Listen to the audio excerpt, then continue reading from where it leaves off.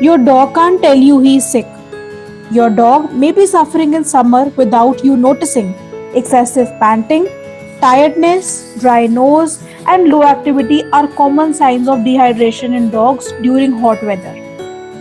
Many pet parents think it's normal in summer behavior, but dehydration can affect your dog's energy and overall health.